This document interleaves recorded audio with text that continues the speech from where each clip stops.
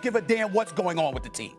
They're trash right now. We understand that. They have the worst superstar in the sport, in Kawhi Leonard, who is a talent when healthy, no doubt, but does nothing to promote his team. Kawhi Leonard is one of the worst free agent signings in NBA history. The Los Angeles Clippers were supposed to shine this season. New arena, Kawhi Leonard, James Harden, and championship buzz everywhere. Instead, it's chaos. I don't give a damn what Lawrence Frank has to say. I don't like what he did. I don't have much of a relationship with Lawrence Frank. I've always respected him. I remember when he was the head coach of the Nets. I remember when he was the head coach of the Detroit Pistons. I know the man knows his basketball. I always found it a bit sketchy, iffy. How does Doc Rivers bring you in as an assistant and you end up being the president of basketball operations over him before ultimately assisting and letting him go? I always find that to be very, very suspicious. But that's a story for another day. The fresh start has crumbled into tension, injuries, and disappointment. With no draft picks, a bloated payroll, and fading chemistry, the Clippers are trapped in their own mess. Now they face one brutal choice: trade Kawhi, move, and fading chemistry. The Clippers are trapped in their own mess. Now they face one brutal choice: trade Kawhi, move Harden, or admit the super team dream is dead. The Clippers are finally cornered by the decision they've dodged for years: trading Kawhi Leonard. The team superstar is now at the center of a wild salary cap storm, and things are spiraling fast. They just sent 40-year-old Chris Paul packing in the middle of what was supposed to be his classy farewell tour, and that move shocked everyone. I'm disappointed in the Clippers organization. But here's the twist. This isn't as simple as throwing Kawhi on the trade block. On paper, he's still putting up elite numbers: 25.4 points, 5.5 rebounds, and 3 assists on nearly 49% shooting. Those are stats that scream franchise player. But when you zoom out, the picture looks way uglier. Kawhi Leonard messed it all up.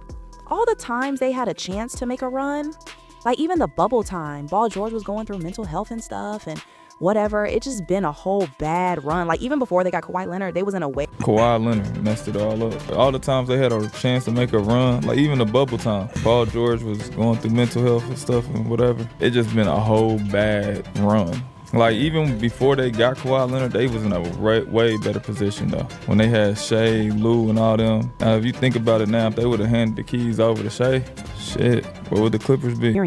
He's a former All-NBA player as well. They see him as a natural, seamless fit at the starting shooting guard position after the trade of Norman Powell. Yeah, it's sort of a clear role that he slots into for the Los Angeles Clippers. Analysts were calling it a power shift in the West, and Steve Ballmer was apparently ready to break into one of his wild celebration dances right on the spot. But the hype didn't last long. Disaster hit before Billo even suited up. Just weeks later, he was ruled out for the entire season with a brutal hip injury. That single twist of fate blew up the Clippers' big plan before it could even take off. With Beal gone and the cracks in their roster showing fast, the team's season nosedived. They managed to win just 6 of their first 24 games. A miserable 6-18 start, one of the ugliest beginnings in franchise history. At this rate, they're tracking toward a sad 22-win finish, a total disaster for a team Vegas expected to win around 50.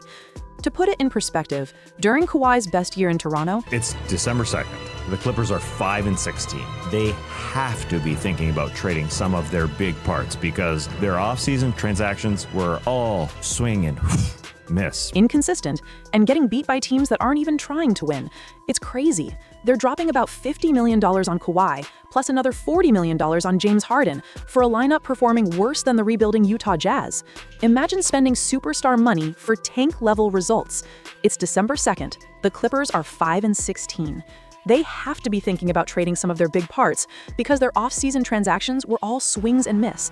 The heart of the problem? The Clippers convinced themselves they were playing 5D chess, while everyone else was still figuring out checkers. Their master plan was locked in on 2027, the so-called long game. And so this is a player that has 3-time All-Star experience. He's a former All-NBA player as well. They see him as a natural, seamless fit at the starting shooting guard position after the trade of Norman Powell. Yeah, it's sort of a clear role that he slots into for the Los Angeles Clippers. I'm just disappointed, to be honest. I can't think of really another word. Obviously shocked at first, but disappointed. I'm disappointed for Chris Paul, but I'm disappointed in the Clippers organization. But like the great philosopher once said, everyone has a plan until they get punched in the straight to the mouth over and over again. They're not just losing, they're collapsing in real time. The Chris Paul farewell mess turned into a PR nightmare, publicly embarrassing a franchise legend and showing how tone-deaf management can be. They have a very good front office, so you know what you're about to do. everybody keeps saying that, but the Clippers have this great front office based on what? I mean, I don't know. I think they're smart, isn't it? Well, they can be smart as they want. They lose all the time. They just lose. Screw up Griffin, screw up Chris Paul, screw up everything.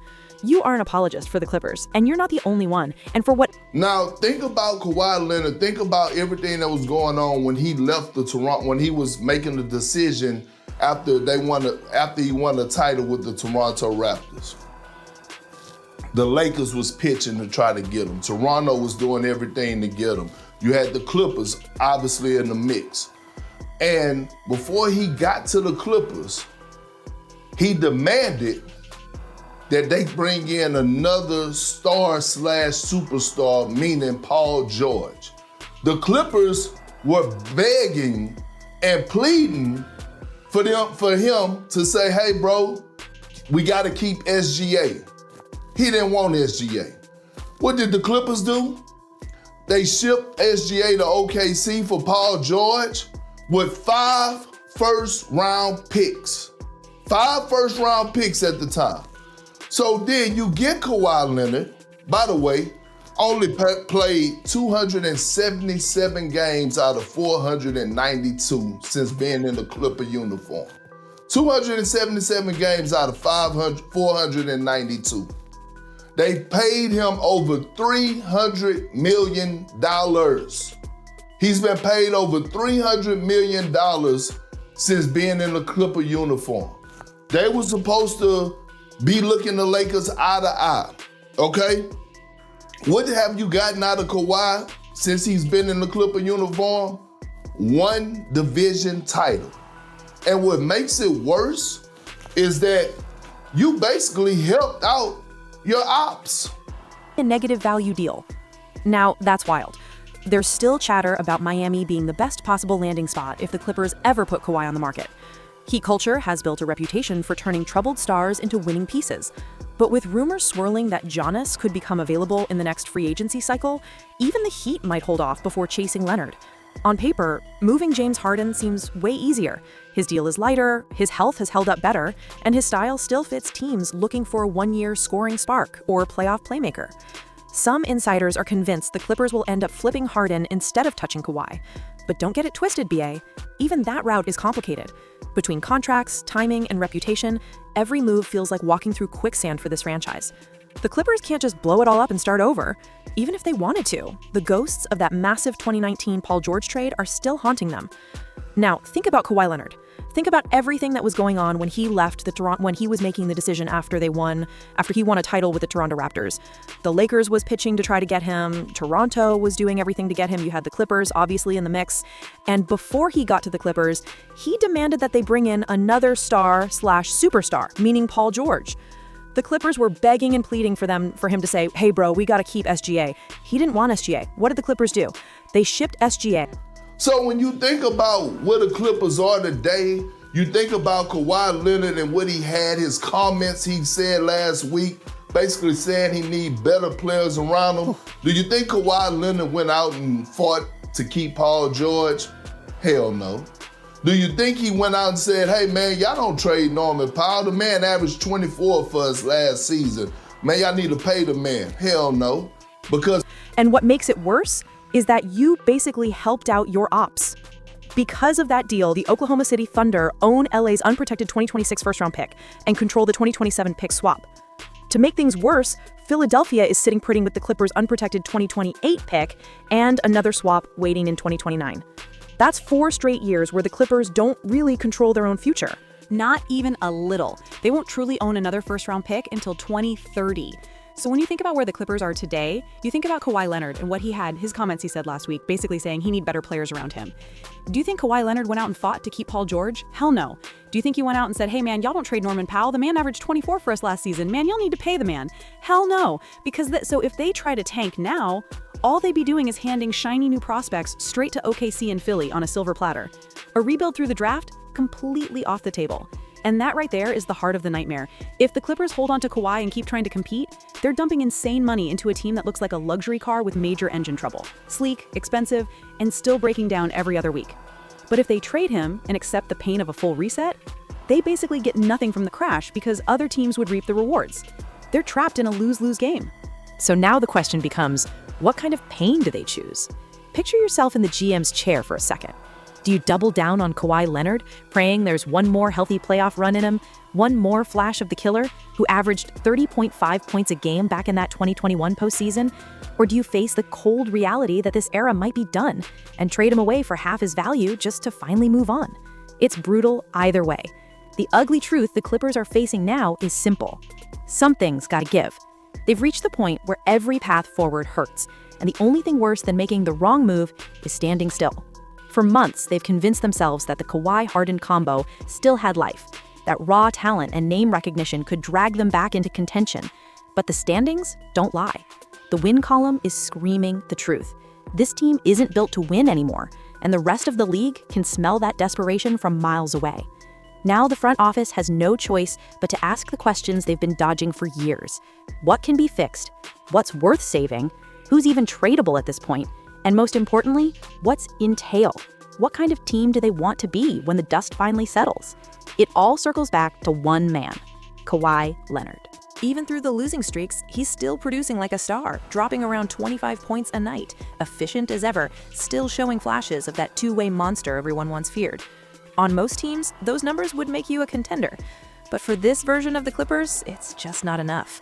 That's why the unthinkable is now on the table, sending their biggest name packing, even if the return doesn't come close to what it would have been 5 years ago.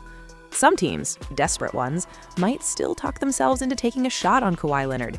Miami is always the first name people whisper. On paper, it sounds perfect. Heat culture, Eric Spoelstra's nonsense system, and that brutal conditioning program that turns veterans into warriors. If anyone could squeeze one last playoff run out of Kawhi's knees, it's them. At some point, you gotta look at your organization and whether OKC is going to get your picks or not. The people who are in charge gotta make a culture change from top to bottom. You can already see the headlines. The Claw joins the culture. But even the Heat have bigger priorities. With talk of Giannis possibly hitting the market soon, Miami is waiting to see how that plays out before making any big moves. Then there's New York, the mecca of basketball, and a team forever chasing that next superstar. The Knicks crave a redemption story, a wounded star walking into Madison Square Garden trying to revive his career under those bright lights. It sells itself. And they've got just enough to make it tempting.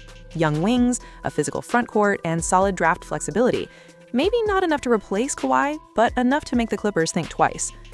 But let's be real. While moving Kawhi would be the most dramatic move, trading James Harden is the most realistic one.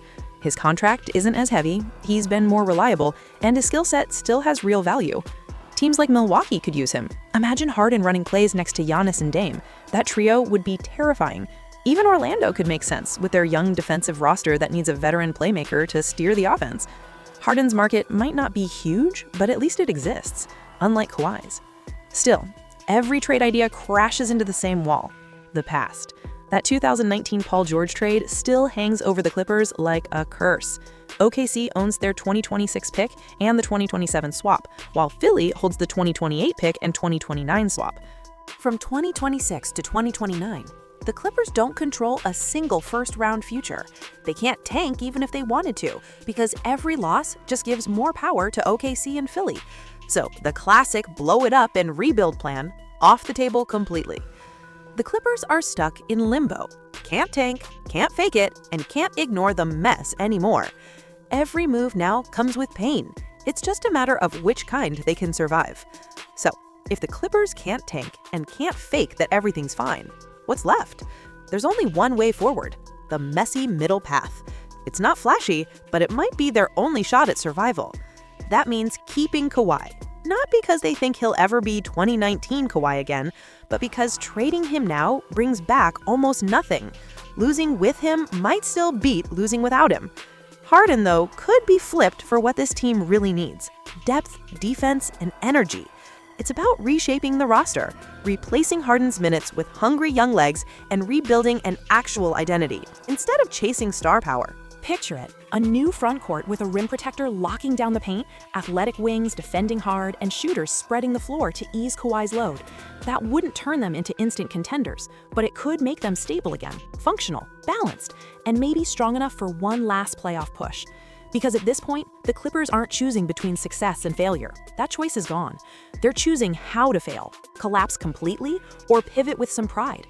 Do they gamble on one final Kawhi run or take the embarrassment of a low-value trade? They can't tank, can't rewind time, and can't pretend Kawhi is still that unstoppable force. All they can do is find the path that hurts least and hope that somewhere along it, pride, luck, and identity finally return to a franchise that's been lost for too long. Now the question lands squarely on Lawrence Frank's desk. Does he double down on Kawhi Leonard or finally walk away? Whatever he picks decides the Clippers' future. What do you think? Should the Clippers keep Kawhi and Harden or finally blow it up? I really want to hear your thoughts, so drop a comment below. I'm truly thankful for your opinion. Thanks for watching Ball Stories. Don't forget to like, share, and subscribe for more.